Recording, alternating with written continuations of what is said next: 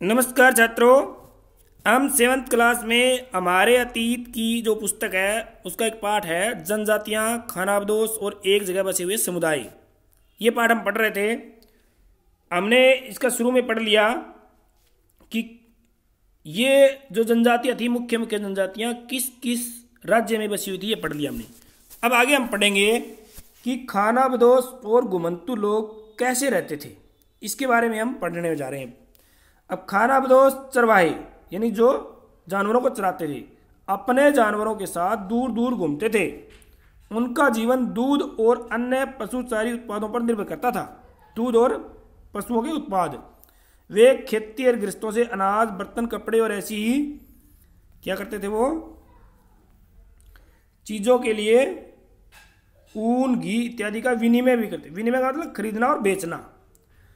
कुछ खानाबदोश अपने जानवरों पर सामानों की ढुलाई का काम भी करते थे और एक जगह से दूसरी जगह आते जाते हुए सामान की खरीद फरोख्त कर लेते थे। यानी एक जगह सामान खरीद लिया, दूसरी जगह ले जाके बेच दिया।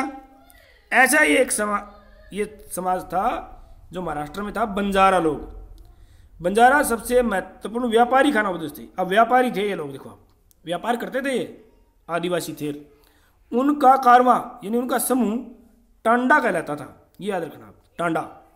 सुल्तान अलाउद्दीन खिलजी बंजारों का ही इस्तेमाल नगर के बाजारों तक अनाज की ढुलाई के लिए करते थे।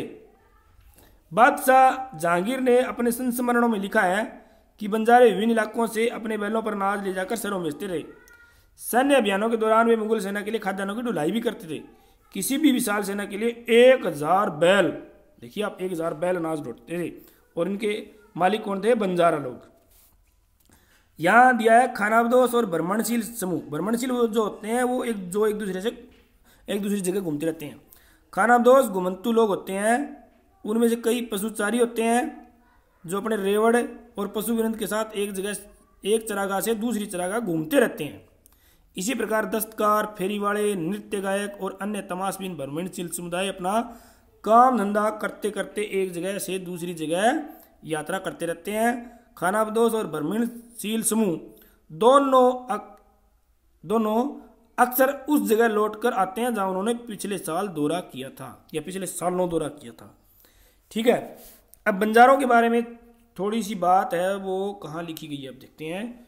बंजारे 17वीं सदी के अंत में भारत में आने वाले अंग्रेज व्यापारी पीटर मंडी ने बंजारों का वर्णन कैसे किया है कि सुबह हमारी मुलाकात बंजारों के एक टांडा से हुई, यानी उनके कारवां से हुई, जिसमें 14,000 बैल थे। सारे पशु गेहूं और चावल जैसे अनाजों से लदे हुए थे। ये बंजारे लोग अपनी पूरी गृहस्थी, बीवी और बच्चे सब कुछ साथ लेकर चलते हैं। देखिए आप, सब कुछ साथ लेकर चलेंगे। इनका परिवार सारा चलता है। एक टंडा में कई परिवार होते हैं। उनका जीवन जीने का तरीका उन भारवाहकों से मिलता जुलता है जो लगातार एक जगह से दूसरी जगह जाते रहते हैं। ठीक है। गाय बैल उनके अपने होते हैं। कई बार वे सौदागरों द्वारा भाड़े पर भी नियुक्त किए जाते हैं, लेकिन ज़्यादातर वे खुद सौदागर होते हैं, खुद ही। देखो आप, अनाज यहाँ सस्ता उपलब्ध होता है, वहाँ से तो वो खरीद लेते हैं और उस जगह ले जाके बेचते हैं जहाँ वो महंगा है, तो यहाँ वो फायदा करते हैं अपना। वहाँ से फिर वो ऐसी चीज़ें खरीद लेते हैं जो किसी और जगह मुनाफे के साथ बेची जा सकती है। टांडा में 600 से 700 तक लोग हो सकते हैं। देखिए आप, 600 लोग से 700, 600 to 700। वे एक दिन में 6 या 7 मील से ज़्यादा का सफ़र नहीं करते। यहाँ तक कि ठंडे मौसम में भी अपने गाय बैलों के सामान उतारने के बाद वे उन्हें चरने के लिए खुला छोड़ देते हैं, क्योंकि यहाँ ज़मीन है वो पर्याप्त है और उन्हें रोकने वाला कोई नहीं है। तो ये तो था बंजारों के बारे में वर्णन, किसी इतिहासकार का वर्णन। अब आगे हम पढ़ते हैं इसी पाठ में।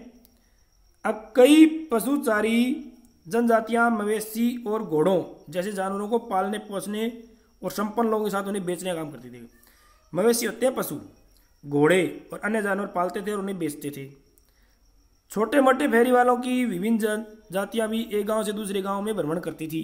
ये लोग रस्सी, सरकंडे की चीज़ें, फूस की चटाई और मोटे बोरे जैसे माल बनाते और बेचते थे। कभी कभी भिक्षुक लोग भी घुमंतू सौदागरों का काम करते थे। नर्तकों, गायकों और अन्य तमाशबीनों की भी जनजातियां थी जो विभिन्न नगरों, गांवों में कमाई के लिए अपनी कला का प्रदर्शन करती थी। ये कोई कांस्य का मगरमच्छ है, ये उड़ीसा में मिला है। कोंड जनजाति द्वारा बनाया गया है, बच्चों के लिए खेलने के लिए खिलौना है ये। तो आगे है भी ये समाज कैसे बदला, बदलता समाज, नई जातियां और श्रेणियां कैसी आई समाजों में। तो जैसे जैसे अर्थव्यवस्था और समाज की जरूरतें बदली ना, नए हुनर वाले लोगों की आवश्यकता पड़ी। अब वर्णों के भीतर जो छोटी छोटी जातियां थी, ठीक है, जो वर्ण थे ना हमारे ब्राह्मण, क्षत्रिय और वैश्य, उनके भीतर छोटी छोटी जातियां उभरने लगी। उदाहरण के लिए ब्राह्मणों के बीच नई नई जातियां सामने आ गई। दूसरी ओर कई जनजातियों और सामाजिक समूहों को जाति विभाजित समाज में शामिल कर लिया गया और उन्हें जातियों का दर्जा दे दिया गया। इन जनजातियों को अपने जाति वाले समाज में मान लिया और उन्हें नई जाति का दर्जा दे दिया। विशेषज्ञता प्राप्त शिल्पियों, सुनार, लोहार, बढ़ई, राजमिस्त्री, इनको भी ब्राह्मणों द्वारा जातियों के रूप में मान्यता दे दी गई। अब नई जाति आगे देखो, सुनार, लोहार, बढ़ई, राजमिस्त्री, ये बातें 14वीं सदी के आसपास की है। वर्ण की बजाय जाति समाज के संगठन का आधार बनी। अब क्या आ गया, जाति आ गई अब, ठीक है, पहले वर्ण थे, अब क्या आ गई, जाति। ये देखना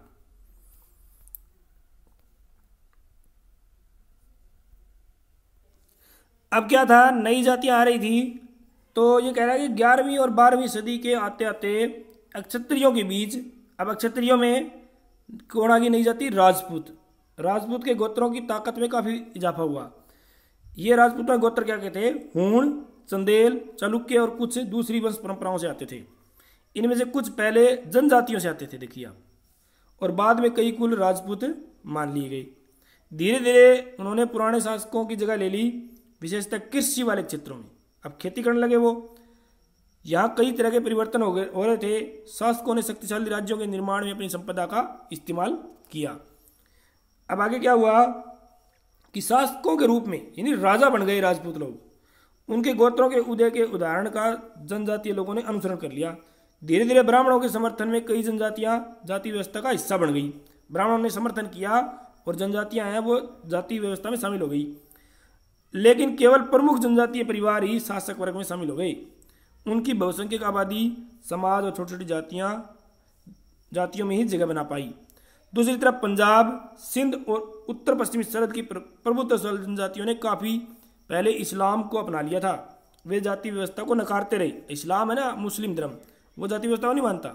सनातनी हिंदू धर्म के द्वारा प्रस्तावित गैर बराबरी वाली सामाजिक व्यवस्था को इन इलाकों में बड़े पैमाने पर स्वीकृति नहीं दी गई। अब क्या होता है कि राज्यों की उत्पत्ति जनजातीय लोगों के बीच हुए सामाजिक बदलावों की गहराई से संबंध है। हमारे इतिहास के इस महत्वपूर्ण हिस्से के 2 और उदाहरण नीचे लिखते हैं। अब 2 जातियों के बारे में पढ़ेंगे हम, ये हम अगली वीडियो में पढ़ेंगे। तब तक के लिए थैंक यू। ओके।